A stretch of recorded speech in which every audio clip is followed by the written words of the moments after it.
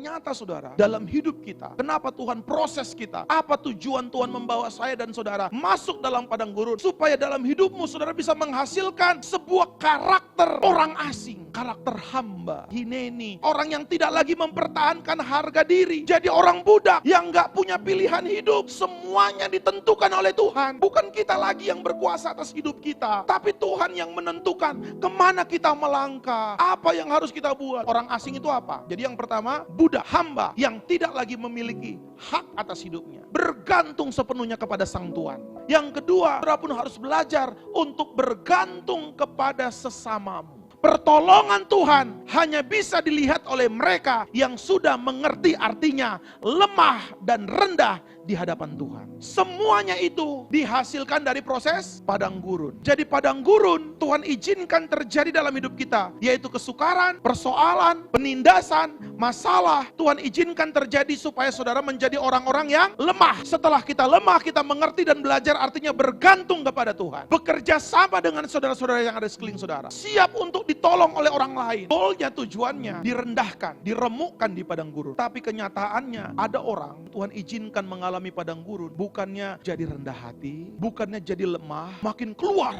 pemberontakan. Jadi padang gurun itu produknya selalu dua. Saudara jadi orang yang lemah lembut atau saudara jadi orang kepahitan. Kenapa orang Israel tidak lolos di padang gurun? Apa yang menyebabkan mereka tidak lolos? Tidak berjumpa dengan Tuhan. Dalam penindasan yang engkau alami hari ini, kalau hidupmu sedang terpuruk, kalau engkau sedang mengalami proses direndahkan, saudara harus melewati padang gurun itu sampai engkau di titik engkau berjalan menuju Gunung Horeb dan ketemu Tuhan di sana. Kalau sudah ketemu Tuhan, Elia yang tadinya mau bunuh diri saja, dia pulang turun dari Gunung Horeb sebagai orang yang berbeda. Saudara, gak ada satupun orang yang bisa menang di padang gurun kalau gak berjumpa dengan Tuhan. Proses perendahan, proses peremukan yang Tuhan izinkan untuk merendahkan kita dan melemahkan kita, gak satupun orang yang bisa melewatinya. Tapi kabar baiknya hari ini, Tuhan mau menguatkan saudara, lewat saudara datang kepada Dia dan berjumpa dengan Dia. Saudara, ini waktunya ketika kita sedang dibawa Tuhan diproses di padang gurun untuk melembutkan hati kita, melunakkan semua keegoan dan kesombongan kita. Saudara harus ketemu Tuhan di situ.